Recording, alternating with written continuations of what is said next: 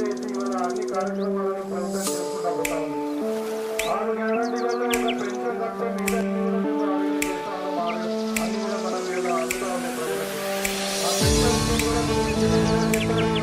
తర్వాత మార్చి బడ్జెట్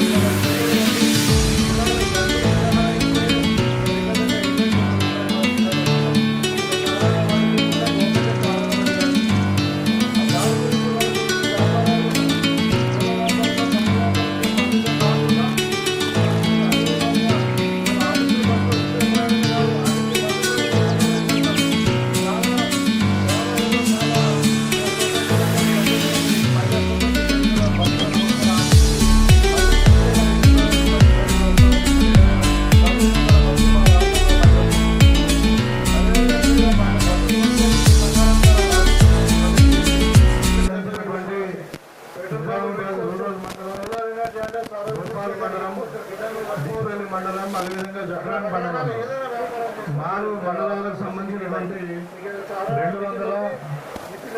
214 కళ్యాణ లక్ష్మి చెక్కుల పంపిణీలో భాగంగా మిమ్మల్ని ఇక్కడికి ఆహ్వానించడం జరిగింది.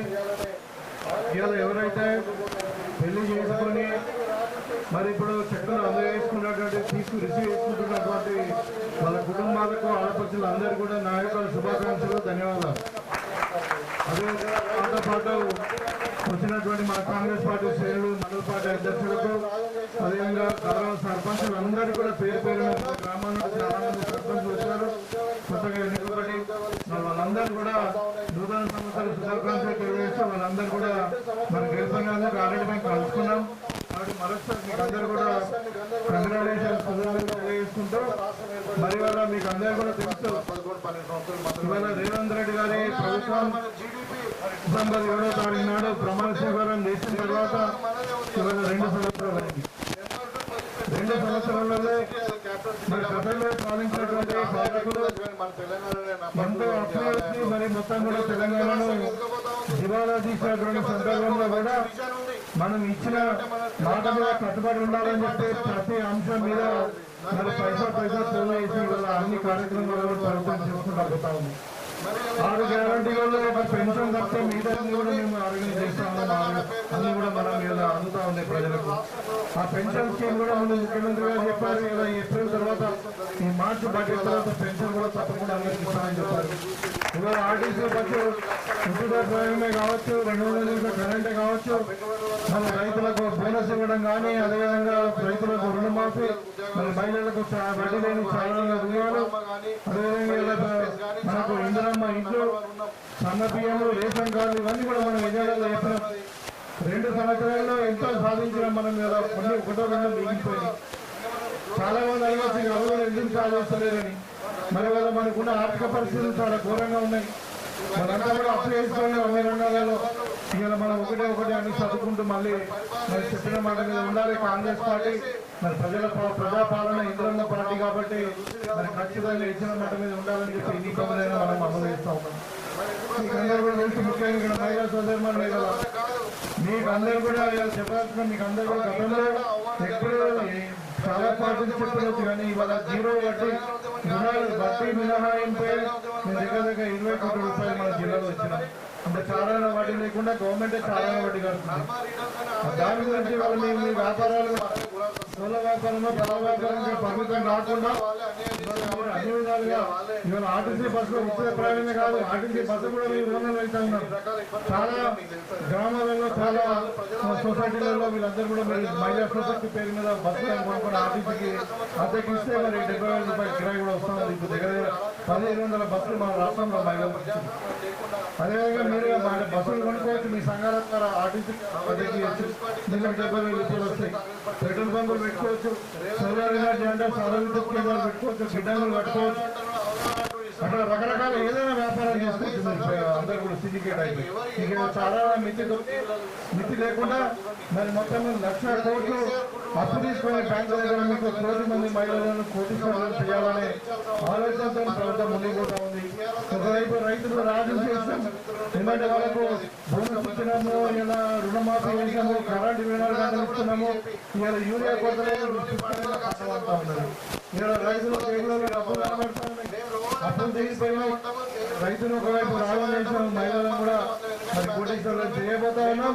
అదేవిధంగా చదువుకున్న పిల్లలకు కూడా ఉద్యోగాలు ఇస్తాము, ఇలా 70,000 ఉద్యోగాలు ఇచ్చినాం, ఇంకా నోటిఫికేషన్ పడతా ఉన్నాయి అని జరుగుతా ఉన్నాయి. ఈ విధంగా అంటే 2 సంవత్సరాలలో తెలంగాణ నంబర్ 1 అనేది కొత్త రాష్ట్రం. మీకు అందరూ కూడా 2014లో కొత్త రాష్ట్రం ఏర్పడింది. 11-12 సంవత్సరాలు మాత్రమే అయింది. అయినా కానీ మన జీడిపి పర్ క్యాపిటల్ ఇన్కమ్ చూసుకుంటే ఢిల్లీ తర్వాత మనదే ఉంది కదా భారతదేశంలో. పొజిషన్ ఢిల్లీ అంటే పెద్ద సిటీ, అది క్యాపిటల్ సిటీ కాబట్టి అక్కడ కొంచెం ఆదాయం ఎక్కువ కానీ మన తెలంగాణ నంబర్ 2 ఉంది ఆదాయంలో. అంటే ఇక్కడ ధనిక రాష్ట్రంగా ఎదగబోతా ఉంది. మన ముఖ్యమంత్రి గారికి ఒక మంచి విజన్ ఉంది. విజన్ అంటే మన తెలంగాణ 2047 మనకు 1947 స్వాతంత్రం వచ్చింది. 27 వరకు 100 సంవత్సరాలు వచ్చింది. మరి అలా ఇంకా 47 సంవత్సరం వరకు మనకు విజన్ తోని రైజింగ్ తెలంగాణ పేరు మీద నంబర్ 1గా స్టేట్ రాష్ట్రంలో మరి మొత్తం భారతదేశంలో నంబర్ 1 రాష్ట్రంగా తీర్చిదిద్దాలనే ఉద్దేశంతో మనకి ఇవాళ గ్లోబల్ సమ్మిట్ జరిగింది. మన హైదరాబాద్ మీద చూసిరు. దగ్గర 7 లక్షల కోట్ల రూపాయలు పెట్టుబడులు మన దగ్గరకు వచ్చినాయి. ఆ పెట్టుబడుల వల్ల మన హైదరాబాద్ డెవలప్ అవుతుంది, మన తెలంగాణ డెవలప్ అవుతుంది. దానివల్ల మన పిల్లలకు ఉద్యోగాలు వస్తాయి. ఇవాళ మనకు ఐటీ కానీ, ఫార్మా కానీ, మరి ఏరోస్పేస్ కానీ చాలా రంగాలలో మనం నంబర్ 1 ఉన్నాం. ఆయనకు ఒక విజయం ముస్లిం నివారణ మంచిగా చేద్దామని ఉన్నది, మెట్రో రైల్వే ఎక్స్ప్లెయిన్ చేద్దామని ఉంది, అదేవిధంగా RRR ఇవన్నీ కూడా అంటే మన గ్లోబల్ సిటీగా హైదరాబాద్ ఎదగాల అన్నది మనకు హైదరాబాద్ అనేది గుండెకాయ కాబట్టి ఈ విధంగా చేస్తూ ఉంటాం. ఇవన్నీ కార్యక్రమాలు చేస్తూ ఉంటే ఒకవైపు టీఆర్ఎస్ వాళ్ళు గత 10 సంవత్సరాలు మరి పరిపాలన చేసి తెలంగాణ మొత్తం అప్లపాలు చేసి నేను 3 డ్రామాలు ఆడుతూ ఉన్న కవిత ఒక డ్రామా ఆడుతూ మీరు చూసి కదా మన టీవీలో ఏడుస్తున్నది. మీకు ఏమైనా దుఃఖం వచ్చిందామని చూస్తే మరి ఎందుకు వస్తుంది, ఎందుకు ఏడుస్తున్నది? ప్రజల కొరకు కాదు, వాళ్ళ ఇంటి పంచాయతీ గురించి. మాకు ఇంట్లో అవమానం జరిగిందంట. మరి తెలంగాణ ఉద్యమాలకు మాకందరికీ నేను తెలంగాణ ఉద్యమాన్ని కాదు, మేము 2001 నుండి మేము తెలంగాణ ఉద్యమాలు ఉన్నాయి కదా, మాకు అవమానం జరిగింది. అప్పుడు ఏడ్చిందా? మరి అప్పుడు కిలకిలరా మీరు?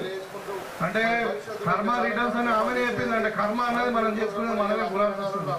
ఇవాళ అప్పుడు తెలంగాణ ఉద్యమకారులు అందరూ కూడా వాళ్ళే అన్యాయం చేశారు కాబట్టి ఇలా వాళ్ళే మరి కుటుంబం అంతా కూడా విచ్ఛిన్నం అయిపోయి కేసులు, జైలు, ఎన్ని రకాల ఇబ్బందులు పడుతున్నారో మీకు తెలుస్తుంది. కాబట్టి వాళ్ళు ప్రజల వైపున ఉండరు. ప్రజల వైపున ఉంటే అట్లా ఉండదు. మరి 15 సంవత్సరంలో పరిపాలన ఎట్లా ఉందంటే మొత్తం దోపిడీ, అరాచకము, మనకు కుటుంబ పాలన, ప్రజాస్వామ్యం లేకుండా మరి అన్ని విధాలుగా నిర్బంధంగా జరిగింది. కాబట్టి కాంగ్రెస్ పార్టీ చక్కగా పరిపాలన చేస్తుంటే కాంగ్రెస్ పార్టీలో దుమ్మెత్తుకొస్తున్నారు. రేవంత్ రెడ్డి గారిని ముఖ్యమంత్రిని కూడా చెప్పుకొని కొట్టాలంటారా, అవలాలంటూ ఇష్టం కూడా మాట్లాడుతున్నారు. నేను అదే సందర్భం చెప్తాను మీకు. అంటే ఎవరు ఏం మాట్లాడుతున్నారో మీకు తెలుసు, టీవీలలో చూస్తున్నారు, ఎందుకు మాట్లాడుతున్నారో మీకు తెలుసు. ఇవాళ కేసీఆర్ కుటుంబం అనేది పగటి దొంగలాగా తెలంగాణ దోచుకున్నారు. ఇంకా వాళ్ళని మనం ఆదరించాల్సిన అవసరం లేదు, అది మనగడ కూడా లేదు. టీఆర్ఎస్ అనేది మన తెలంగాణ చరిత్ర నుండి బయటకు పోయినట్టు, అది మూసుకపోయిన పుస్తకం అది. కాబట్టి ఉన్నదంతా కూడా బీజేపీ. వాళ్ళు ఏం చేయరు, ఓన్లీ పండుగలకు అక్షింతలు పంపిస్తారు, నెత్తి మీద వేసుకోవాలా జై శ్రీరామ్ అనాలా. మేము రోజు అంటాం జై శ్రీరామ్ అంటాము, జై ఓం నమ శివాయ అంటాము, జై హనుమాన్ అంటాం అందరం. ఎందుకంటే మేమంతా హిందువులమే, మేము దైవభక్తులమే, రోజు దేవుని మొత్తం. అది వాళ్ళు బీజేపీ వాళ్ళ సొత్తు కాదు. అది మనం బీజేపీ లేకన్నా ముందు రాముడు ఉన్నాడు, తర్వాత కూడా రాముడు ఉంటాడు. రాముడు పర్మనెంట్ ఉంటాడు, దేవుడు కాబట్టి మనం కాపాడుతుంటాడు ఆయన.